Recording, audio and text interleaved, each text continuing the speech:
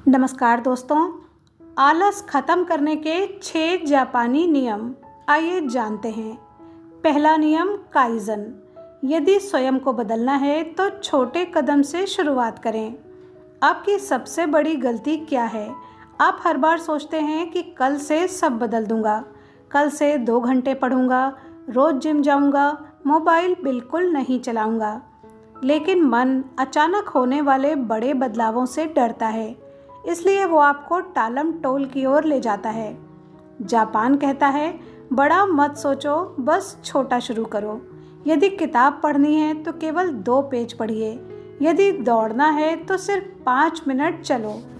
क्योंकि शुरुआत छोटी होती है लेकिन आदतें बहुत बड़ी बन जाती हैं। तो याद रखिए, जो व्यक्ति छोटे कदम उठाने में संकोच करता है वो अक्सर बड़ी मंजिल तक कभी नहीं पहुंचता। दूसरा नियम इकिगाई। जिस दिन आपको अपनी वजह मिल जाएगी उस दिन आलस समाप्त हो जाएगा। सोचिए, यदि किसी व्यक्ति को ये पता ही ना हो कि वो जी किस लिए रहा है तो वो मेहनत क्यों करेगा। जिस काम का कोई उद्देश्य नहीं होता उसे करने का मन भी नहीं करता। इसलिए स्वयं से पूछिए कि मैं ये काम क्यों करना चाहता हूँ। सिर्फ लोगों को दिखाने के लिए या इसलिए कि इससे मेरी जिंदगी वास्तव में बेहतर होगी। जिस दिन आपको अपने जीवन का कारण मिल जाएगा उस दिन अलार्म आपको नहीं जगाएगा। आपका उद्देश्य आपको बिस्तर से उठा देगा। तीसरा नियम हरा हाची बू। हर चीज़ में सीमा निर्धारित करें। आज अधिकांश लोग काम से नहीं अपनी आदतों से थक जाते हैं। ज़रूरत से ज़्यादा खाना, ज़रूरत से ज़्यादा मोबाइल, ज़रूरत से ज़्यादा सोना, ये सब धीरे धीरे आपकी ऊर्जा को कम कर देते हैं। जापान में लोग पेट को 80% भरने पर खाना छोड़ देते हैं। क्यों? क्योंकि वो जानते हैं कि आवश्यकता से अधिक हर चीज़ नुकसान पहुंचाती है। आप भी अपने जीवन में एक नियम बना लीजिए, जब मन कहे थोड़ा और, वहीं पर रुकना सीखिए। अनुशासन केवल मेहनत करने में नहीं, रुकना सीखने में भी होता है।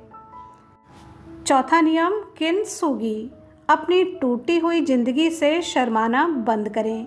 बहुत से लोग अपनी पुरानी असफलताओं को अपने भविष्य की सजा बना लेते हैं। एक बार असफल हुए, एक बार धोखा मिला, एक बार लोगों ने हंस दिया और फिर उन्होंने प्रयास करना ही छोड़ दिया। लेकिन जापान में जब कोई कीमती बर्तन टूट जाता है तो उसे फेंका नहीं जाता, उसे सोने से जोड़कर पहले से भी अधिक सुंदर बनाया जाता है। यही किनसुगी है। याद रखिए, आपके घाव आपकी कमजोरी नहीं हैं। यदि आप उनसे सीख लेते हैं तो वही घाव आपकी सबसे बड़ी ताकत बन जाते हैं। पांचवा नियम है वाबी साबी, यानी परफेक्ट बनने का इंतज़ार मत कीजिए। बहुत से लोग कहते हैं अभी सभी समय नहीं है, अभी मैं तैयार नहीं हूँ, अभी मुझ में आत्मविश्वास नहीं है। जबकि सच्चाई ये है कि जो शुरुआत नहीं करता वो कभी तैयार नहीं होता। वाबी साबी कहता है अपूर्ण होना ही सुंदर है। गलतियाँ करते हुए सीखना, धीरे धीरे आगे बढ़ना, यही वास्तविक विकास है। इसलिए आज से परफेक्शन का इंतज़ार मत कीजिए, क्योंकि अधूरी शुरुआत उस परफेक्ट प्लान से हमेशा बेहतर होती है जो केवल दिमाग में रह जाए। छठा नियम है शोशिन, बिगिनर्स माइंड। हर दिन की नए इंसान की तरह शुरुआत करो। बहुत से लोग इसलिए आगे नहीं बढ़ पाते क्योंकि उन्हें लगता है वह पहले भी कोशिश करके हार चुके हैं।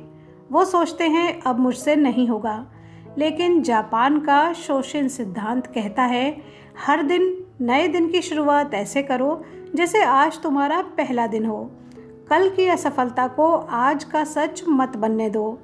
जिस इंसान का मन सीखने के लिए खुला रहता है वो कभी बूढ़ा नहीं होता, और जो अपनी पुरानी हार को पकड़ कर बैठ जाता है वो नई जीत का मौका खो देता है।